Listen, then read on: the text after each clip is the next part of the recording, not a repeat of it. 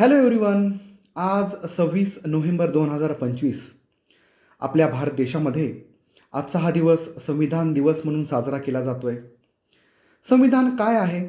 संविधान एक भारत देशातला एक सर्वोच्च कायदा आहे आणि भारत देशामध्ये जेवढेही कायदे तयार होतात ते संविधानाशी सुसंगत असणं गरजेचं आहे.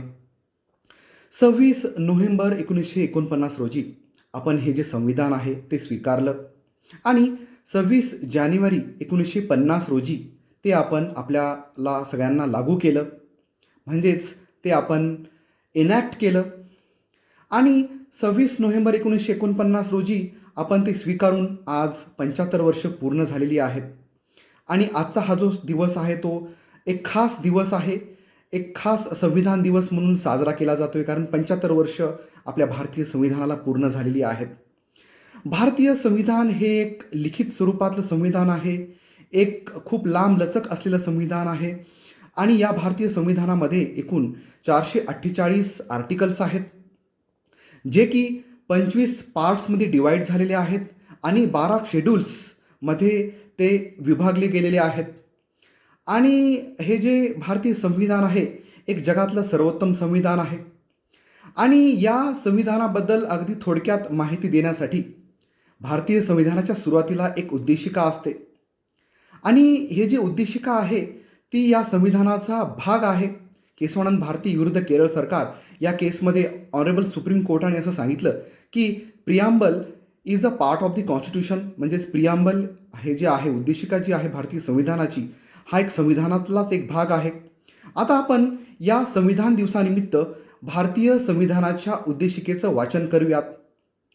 आम्ही भारताचे लोक, भारताचे एक सार्वभौम, समाजवादी, धर्मनिरपेक्ष, लोकशाही गणराज्य घडवण्याचा व त्याच्या सर्व नागरिकास सामाजिक, आर्थिक व राजनैतिक न्याय, विचार, अभिव्यक्ती, विश्वास, श्रद्धा व उपासना यांचे स्वातंत्र्य, दर्जाची व संधीची समानता निश्चितपणे प्राप्त करून देण्याचा आणि त्या सर्वांमध्ये व्यक्तीची प्रतिष्ठा व राष्ट्राची एकता आणि एकात्मता यांचे आश्वासन देणारी बंधुता प्रवर्धित करण्याचा संकल्पपूर्वक निर्धार करून आमच्या संविधान सभेत आज दिनांक 26 नोव्हेंबर 1949 रोजी याद्वारे हे संविधान अंगीकृत आणि अधिनियमित करून स्वतःला अर्पण करीत आहोत.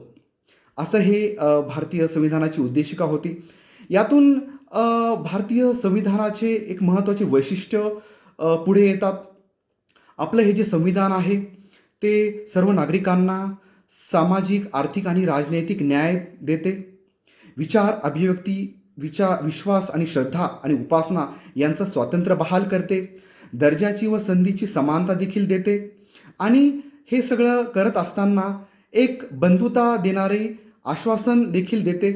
आणि हे जे सगळं आहे ते भारतीय संविधान एक सार्वभौम आहे, समाजवादी आहे, धर्मनिरपेक्ष आहे आणि एक लोकशाही गणराज्य घडवण्याचा या संविधानाचा एक उद्देश आहे.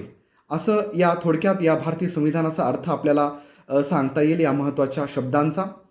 तर सगळ्यांना परत एकदा भारतीय संविधान दिनाच्या खूप खूप हार्दिक शुभेच्छा. Thank you so much.